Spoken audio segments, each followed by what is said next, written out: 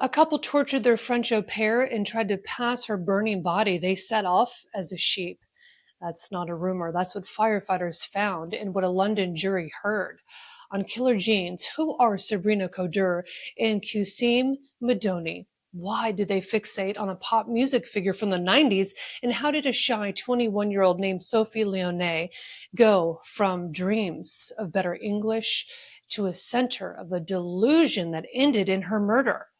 If this already sounds confusing and head spinning, it's because it is. You're not alone. It's a diabolical case. Let's get into it. They want justice, they want answers. What stands out to you about his personality? What's the family want most of all? But you were just the last person to see her. Get out There's of my an arrest yard warrant. and leave. You have a lot of weighty accusations. This is Killer Genes, and I'm Melissa. Thank you for being here. Now, this is a story of toxic obsession, folie deux, which is a French term for delusions and madness of two. And this case is about the systems and people who saw pieces of it, but not the whole scope until it was too late. Let's start off with the victim here. Sophie Lionnet. She grew up in Troyes in northeastern France, a small city rhythm of neighbors who knew your name and the kind of quiet that makes even small kindness visible. Family describe her as gentle, reserved, someone who liked making people happy. She wasn't a headline person. She was a help in the kitchen, smile at the kids, learn the language, make a good life person. In January of 2016, she came to London the way of so many French au pairs do to improve her English, earn a modest wage, and live with a family while caring for their children. She landed in Southfields, a suburb not far from Wimbledon Park Road. The arrangement was with a couple, Sabrina Coder, a fashion industry hopeful with a magnetic surface and an unpredictable temper, and Kusim Moduni, older, quieter, a former banker and financial analyst who tended to present as the reasonable one. When Sophie was hired by the couple, she was quickly known in the neighborhood, but not loudly. She'd stop in for fish and chips. She'd say little, but a local restaurant owner, later remembered her body language first and then her tears second. Once she confided that she'd been hit by Sabrina for dropping butter.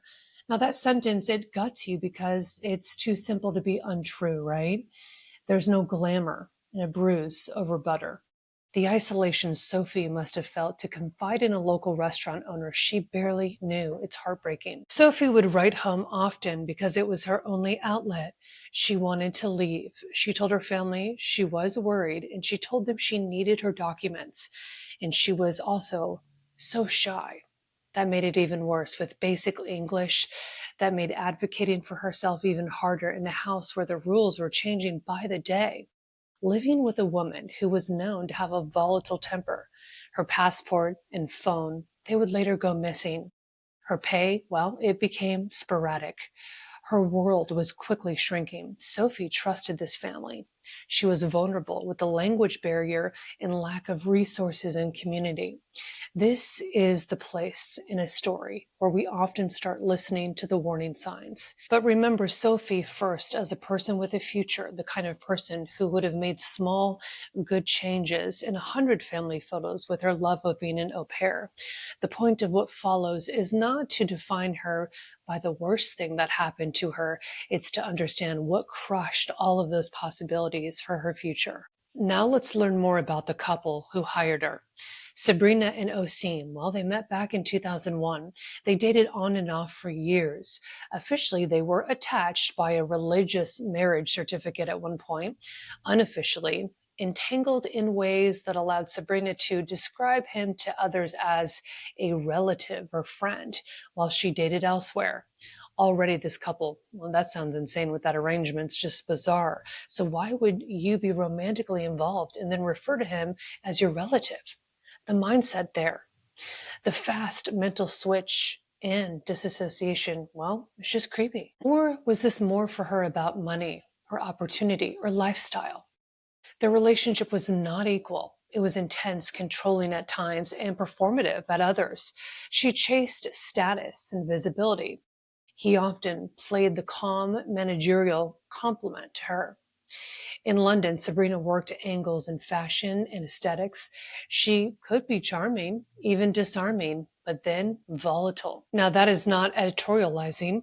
That is the consistent account of her neighbors, shopkeepers, and former partners. Now, Qasim, by contrast, came off pliable, differential. Prosecutors would later describe him as suggestible, even. But put simply, he bent over towards anything she wanted to do.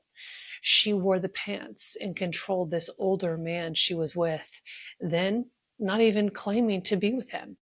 Living outside the societal norms, especially for a couple first attached by a religious marriage. Now entering into the picture, a guy named Mark Walton.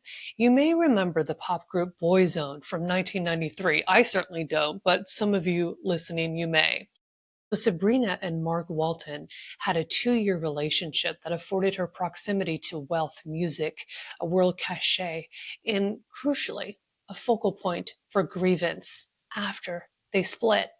When he met Sabrina in 2011, he was doing pretty well in the music industry, and she became obsessed with him, manufacturing harmful lies. Police records show Sabrina repeatedly accused Walton of some outlandish acts that ranged from the invasive to just the physically impossible. Imagine this. She claimed he was sexually abusive of a cat that she didn't even own, that helicopters were surveillancing her flat, from black magic and elaborate schemes to harm her family.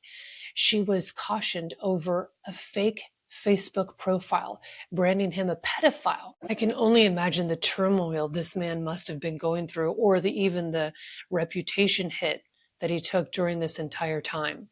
Now, the pattern was not one incident. It was dozens of contacts with authorities over years and years, escalating in intensity and also absurdity. This poor guy, can you imagine dating a woman and then all of a sudden they spawn into this level of craziness and fictitious lies, affecting your career, your reputation that you've worked so hard on? By 2017, psychiatrists would diagnose Sabrina with depression and borderline personality disorder.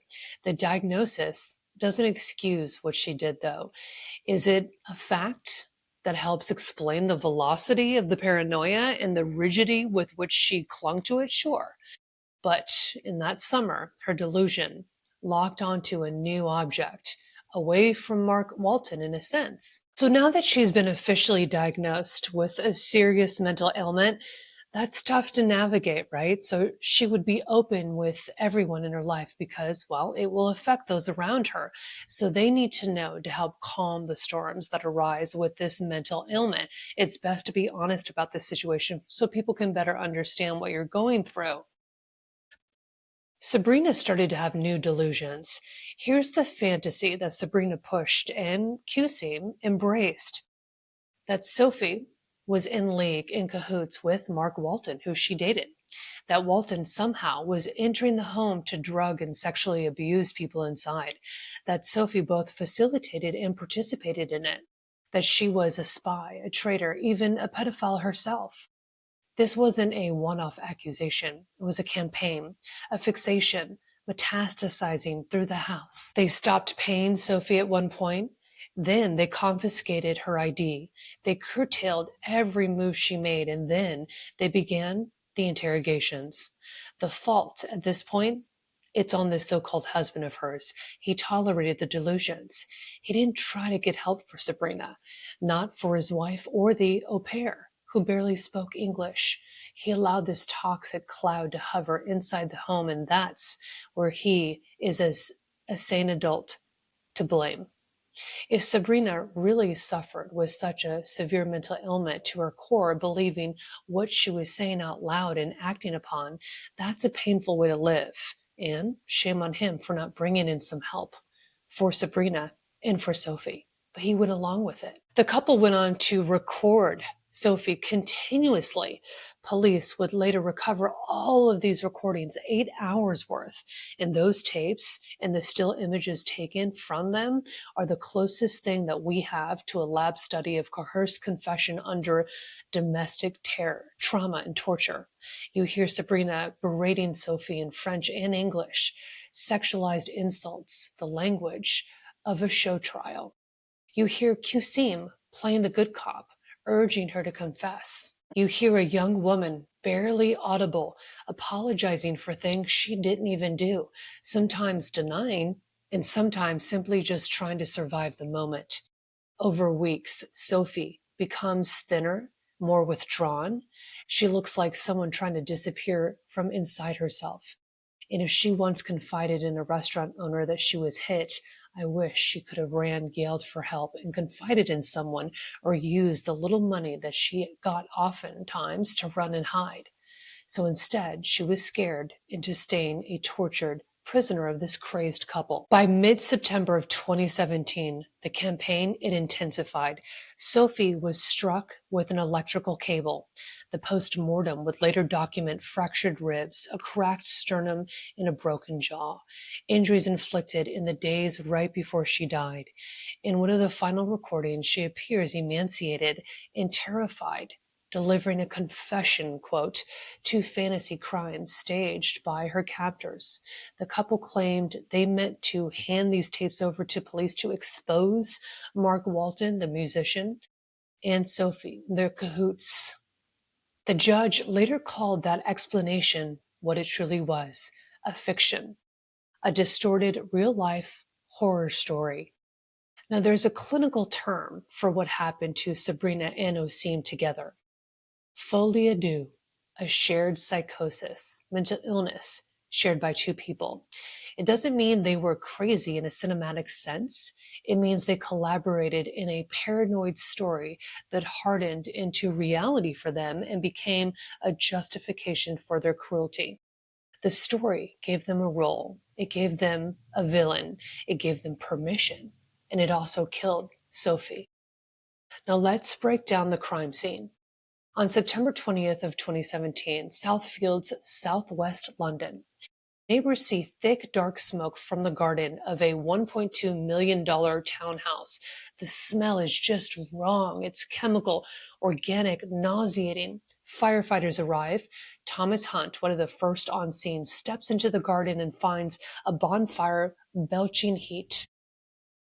When the flames are finally beaten down, he sees clothing, jewelry, the shape of a nose and fingers.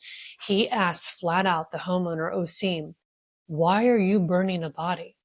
Kusim tells him, "It's not a body, it's a sheep." The firefighter doesn't buy it.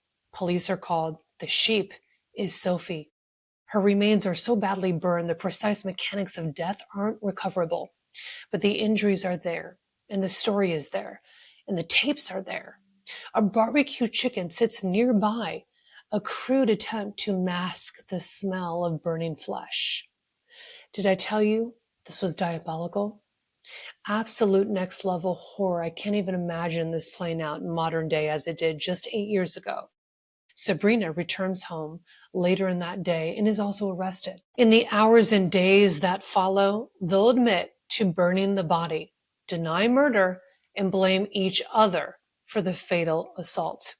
They'll claim they were gathering proof against Walton, this poor musician who never even knew Sophie. They never even met. The couple will claim they were terrified of him. The recordings, the neighbors, the community will soon all have a voice on this, a voice that Sophie never had. Now comes the trial, the Folie deux on full display. The Old Bailey trial, which London locals will get, it runs for 2 months and sounds like a plot from a bad thriller, except it's restrained by the cold choreography of evidence.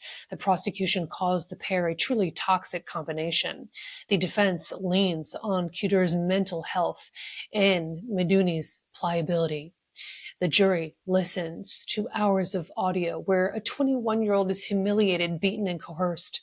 They see texts, notes, confessions Sophie wrote under pressure, and they would hear from people who interacted with the couple in the months before September. Mark Walton flies from Los Angeles, where the musician had been living, to testify. He has never even met Sophie. He denies every allegation. The fantastical and the obscene, and the court accepts the allegations. They are fiction.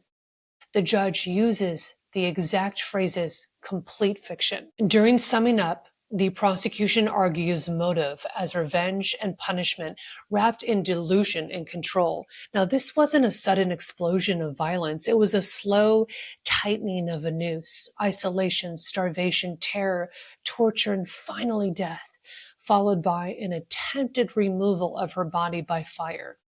The arrogance of standing eye to eye with police and fire officials, calmly stating the burning body was a sheep. The jury convicts both Sabrina and Usim of murder. The judge sentences them to life imprisonment with minimum terms of 30 years. On appeal, the couple challenged those minimums, also challenging the conviction, pointing to a jury note that says it showed uncertainty about their intent. But a panel of senior judges rejects the appeals, and the court promises fuller reasoning to follow and makes clear the result. The sentences stand, the conviction stands. What people saw and what they missed, let's be honest about the geography of culpability here. Responsibility for Sophie's death rests on just two people, the people who tortured and killed her, period. But prevention and early detection are collective projects. In this case, too many shows small pieces of a pattern visible without anyone holding the whole pattern to figure it out. Stay with me here. Neighbors noticed smoke, which saved the case from becoming a disappearance. A shopkeeper noticed Sabrina's volatility and her obsession with the blonde man on her phone. A restaurant owner saw Sophie's tears and heard about the beating over butter. And he would often feed her because she always seemed starving. Local nannies clocked that Sophie didn't seem to be paid properly, and yet none of those pieces alone screamed a murder is coming. They whispered harm, danger. And if you are in the world of domestic labor, au pairs, nannies, home health aides, you know the weirdness of the job. Well, it's part of it, right? You live where the boundary is supposed to be. You are both in a family and not of it. You are, by definition, dependent for housing, meals, and transport, but you need your passport, your pay, a phone, and sleep, and food, and the ability to step outside of the door, outside of that world. Remove any of those, and dependency turns into a vice. Sophie's English was limited. Her nature was shy, and she was very young. She was shy and young, one prosecutor said, and manipulated. She wrote home that she wanted out, and her mother even bought her a plane ticket. Investigators didn't find the ticket or the passport. Think about how fast a life can become trapped. A phone taken away for a day, a passport, your mail stolen from you. And then you wake up and realize every basic tool of escape is in someone else's drawer, in their control. This is where policy affects everyday lives. Agencies and host family platforms talk about safeguarding, but the mechanisms need teeth. Basic rules should be non-negotiable and checkable, right? Workers keep their passports, have independent phone access, have a written contract that spells out their pay and hours, and they have an independent contact outside of the family, someone that they can turn to for help if needed. Now, this isn't heavy bureaucracy.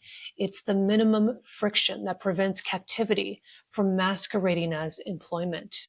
Folie deux, translating to madness of two people. It describes a shared delusional disorder in which one person's fixed false belief is adopted by another, usually someone close to them, someone isolated just like them. It involved dependency or power imbalance. Sabrina's delusional system centered on this musician, Mark Walton, as an omnipresent abuser with supernatural reach. Mudini, accepted it, he reinforced it, and acted on it. That shared system rationalized their cruelty and framed Sophie as an enemy. Under that frame, every normal behavior became evidence. If Sophie was quiet, she was secretive. If she was frightened, she was guilty. If she asked to go home, it was because she was plotting and ready to expose them. It is crucial to say this clearly. Diagnosis doesn't erase agency. Let me repeat that. A diagnosis that Sabrina had doesn't erase agency.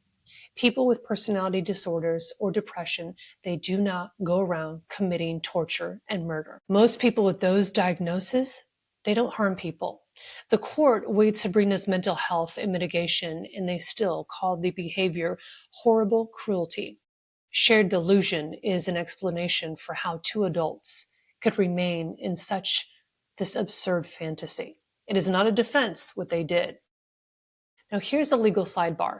England and Wales criminalized controlling or coercive behavior in an intimate or family relationship back in 2015. So it targets a pattern of isolation, intimidation, monitoring, deprivation of basic needs, like what happened to Sophie.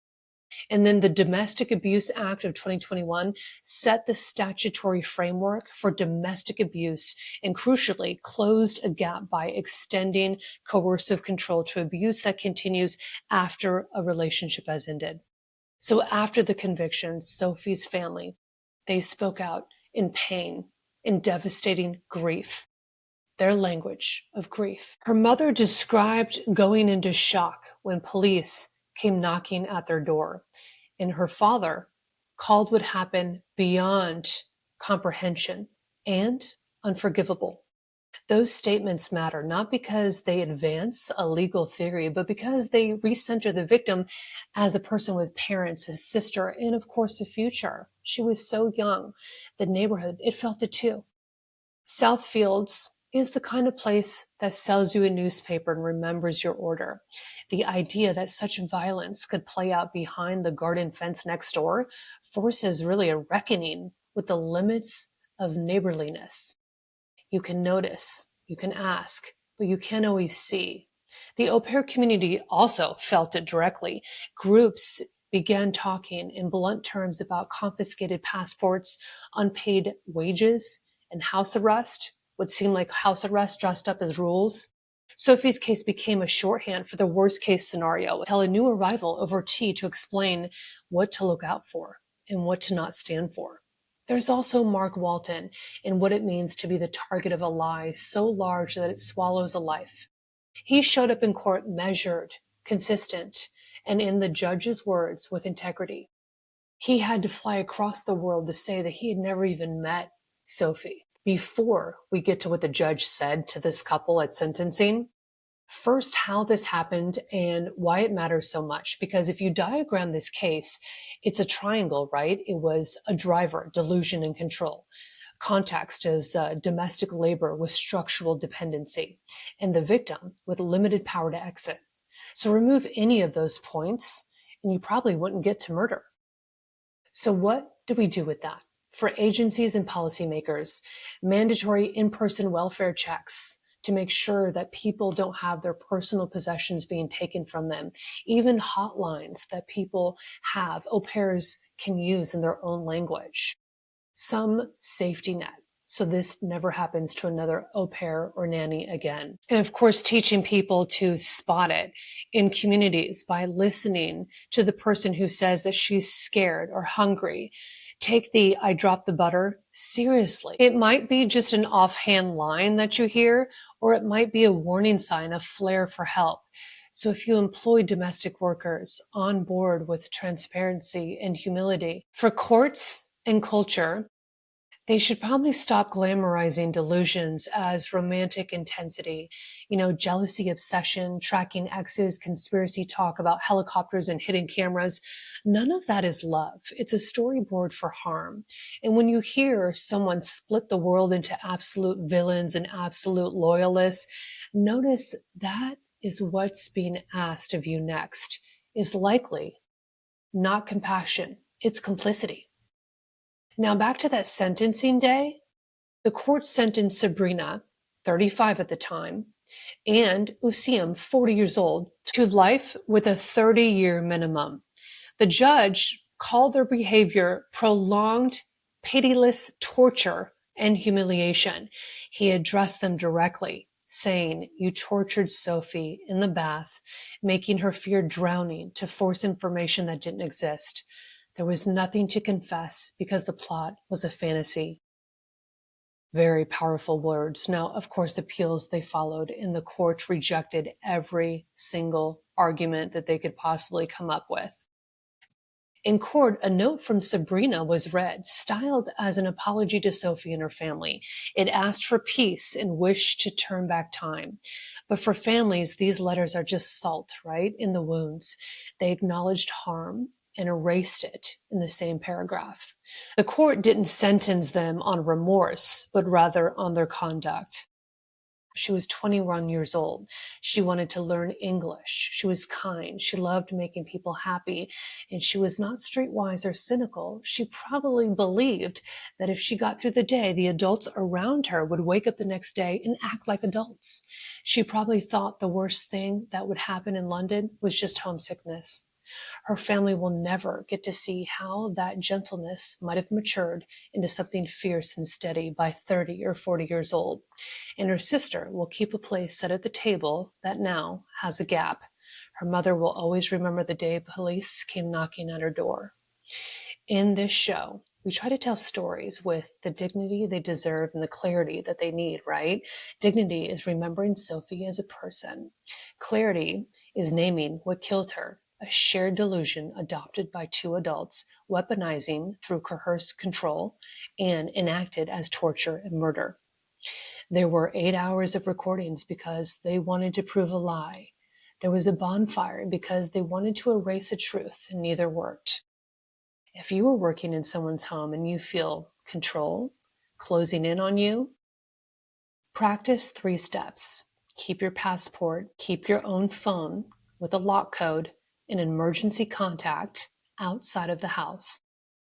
Know the local numbers for non-emergency police and domestic abuse hotlines, and try to embrace a community and find friends that you can turn to when you need the help. It's of course not your responsibility, but it just gives you tools to help or even help someone else. Sophie Lionnet should have been safe in the city that promised her language and work, and she wasn't. Society, I hope, can remember her better.